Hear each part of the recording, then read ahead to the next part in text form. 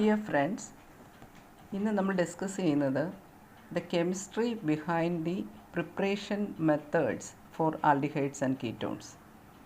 ഏതെല്ലാം കോമ്പൗണ്ട്സിൽ നിന്നാണ് ആൽഡിഹൈഡ്സും കീറ്റോൺസും പ്രിപ്പയർ ചെയ്യുന്നത്, അത് എന്തുകൊണ്ടാണ്, അതിൻ്റെ ഡിഫറെൻറ്റ് മെത്തേഡ്സ്, ഇതാണ് നമ്മളിന്ന് ഡിസ്കസ് ചെയ്യുന്നത്. ജനറലായിട്ട് നമുക്ക് ആൽഡിഹൈഡ്സും കീറ്റോൺസും കാർബണൈൽ കോമ്പൗണ്ട്സ് എന്നാണ് പറയുന്നത്. അപ്പോൾ കാർബണൈൽ കോമ്പൗണ്ട്സിൽ CHO ഗ്രൂപ്പുള്ളത് ആൽഡിഹൈഡും C+O ഗ്രൂപ്പുള്ളത് കീറ്റോണുമാണ്. ഇതിൻ്റെ പ്രിപ്പറേഷൻ എന്ന് പറയുന്നത് പ്രൈമറി പ്രൈമറി ആൽക്കഹോൾസ് എന്ന് പറയുന്നത് CH2OH ഗ്രൂപ്പിംഗ് ഉള്ള ആൽക്കഹോൾസിനെയാണ്. സെക്കൻഡറി ആൽക്കഹോൾസ് എന്ന് പറയുന്നത് CHOH group. This is OH is the functional group. Functional group is attached to this carbon, and that carbon is attached to any other carbon, only one carbon. In that case, this is the primary alcoholic group. Then the OH carrying carbon is attached to two other carbon atoms, then it is called a secondary alcohol. So here primary alcohol on oxidation എന്ന് പറയുന്നത് addition of oxygen ആകാം, അല്ലെങ്കിൽ removal of hydrogen ആകാം. That is oxidation or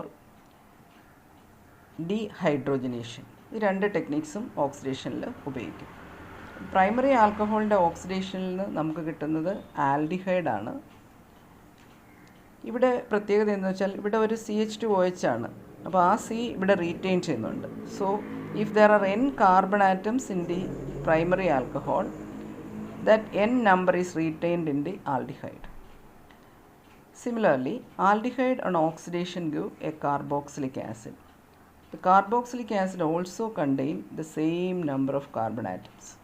So primary alcohol give an aldehyde with the same number of carbon atom, which on further oxidation give a carboxylic acid with the same number of carbon atoms. Then what about secondary alcohols?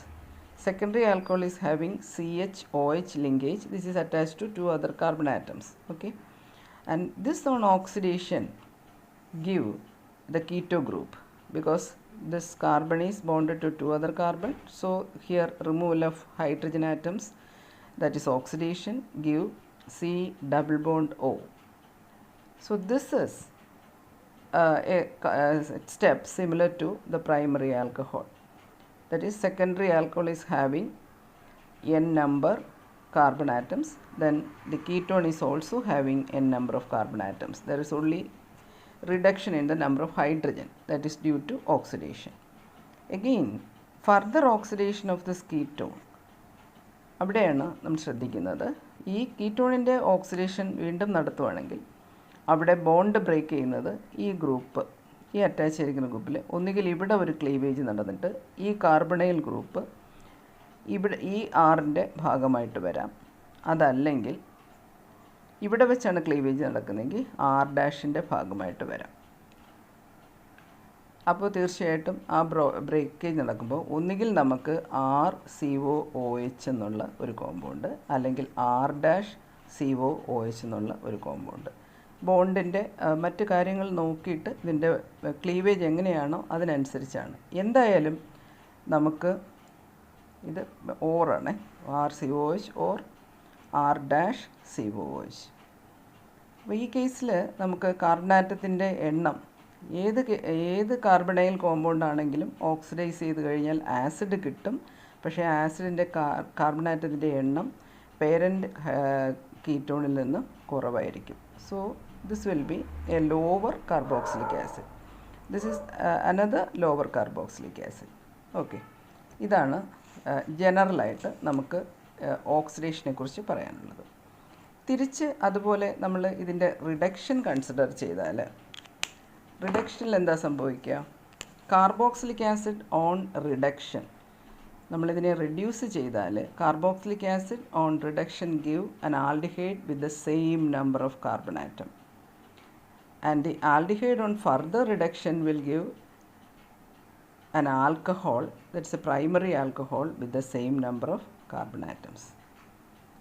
Similarly, ഇവിടെ നമ്മൾ എടുക്കുന്നത് aldehyde. ഇവിടെ ഈ case നമുക്ക് കൺഫ്യൂഷനാണ്. കാരണം ഇതിൽ നിന്ന് അതേ കാർബൺ ആറ്റമുള്ള കീറ്റോൺ നമുക്ക് പ്രിപ്പയർ ചെയ്യാൻ പറ്റത്തില്ല. അതുകൊണ്ട് നമുക്ക് ഇവിടെ ഇതെടുത്താൽ മതി. കീറ്റോണിനെ നമ്മൾ ഫർദർ റിഡ്യൂസ് ചെയ്ത് കഴിഞ്ഞാൽ അതിൽ നിന്ന് ഒരു സെക്കൻഡറി ആൽക്കഹോളായിരിക്കും കിട്ടുന്നത്. അതുകൊണ്ട് നമുക്ക് ആൽഡിഹൈഡിൻ്റെയും കീറ്റോണിൻ്റെയും പ്രിപ്പറേഷന് ഈ 2 ടെക്നിക്സുമാണ് ഉപയോഗിക്കുന്നത്. ഒന്ന് ഓക്സിഡേഷൻ ടെക്നിക്സ്.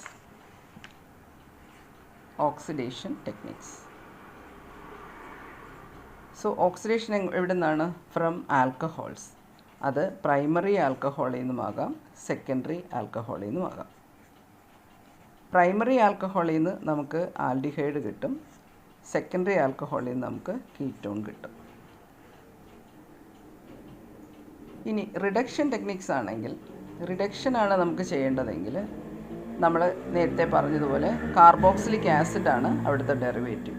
കാർബോക്സിലിക് ആസിഡാണ് നമ്മൾ റെഡ്യൂസ് ചെയ്യുന്നത്. അപ്പോൾ ഈ റിഡക്ഷനിൽ നമുക്ക് ഇവിടെ പ്രൈമറി ആൽക്കഹോളിനെ കംപ്ലീറ്റ് ഓക്സിഡേഷൻ ചെയ്ത് കഴിഞ്ഞാൽ കാർബോക്സിലിക് ആസിഡായിട്ട് മാറും. അതുകൊണ്ട് കൺട്രോൾഡ് ഓക്സിഡേഷനാണ് ആൽഡിഹൈഡിന് ചെയ്യുന്നത്. അതുപോലെ സെക്കൻഡറി ആൽക്കഹോളിൻ്റെ കംപ്ലീറ്റ് ഓക്സിഡേഷനിൽ നമുക്ക് carboxylic acid with a lesser number of carbon atom കിട്ടുന്നത്. അതുകൊണ്ട് ഈ കേസിലും നമ്മൾ ഓക്സിഡേഷനെ കൺട്രോൾ ചെയ്ത് ചെയ്യണം. ഓക്കെ.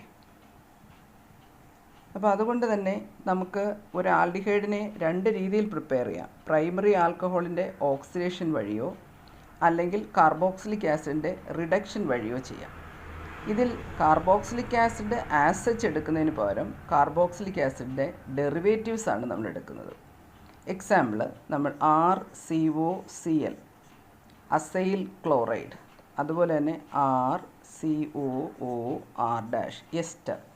അപ്പോൾ കാർബോക്സിലിക് ആസിഡ് ആസച്ച് എടുക്കുന്നതിന് പകരം ആസിഡ് ക്ലോറൈഡോ ആസിഡ് എസ്റ്ററോ ആണ് നമ്മൾ റിഡക്ഷൻ പ്രോസസ്സ്. ഇവിടെയും ശ്രദ്ധിക്കേണ്ട കാര്യം വെച്ചാൽ റിഡക്ഷൻ കാർബോക്സിലിക് ആസിഡിന് ചെയ്യുമ്പോൾ അത് കംപ്ലീറ്റ് റിഡക്ഷൻ ആണെങ്കിൽ പ്രൈമറി ആൽക്കഹോൾ ആയിരിക്കും final product.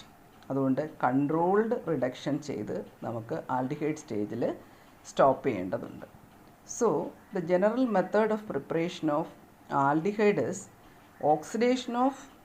controlled oxidation of primary alcohol to the aldehyde stage, or reduction of carboxylic acid derivatives, that is only partial reduction, or controlled reduction of carboxylic acid derivatives like acid chloride or acid ester to the aldehydic stage. ഈ 2 മെത്തേഡുമാണ് വൈഡായിട്ട് നമ്മൾ adopt ചെയ്യുന്നത് ആൽഡിഹൈഡിൻ്റെ പ്രിപ്പറേഷനിൽ. ഇതേപോലെ secondary ആൽക്കഹോളിൻ്റെ controlled ഓക്സിഡേഷനിൽ നമുക്ക് ketone കിട്ടും. പിന്നെ ചില special മെത്തേഡ്സുമാണ് ഇതിനകത്ത് discuss ചെയ്യുന്നത്. ഓക്കെ.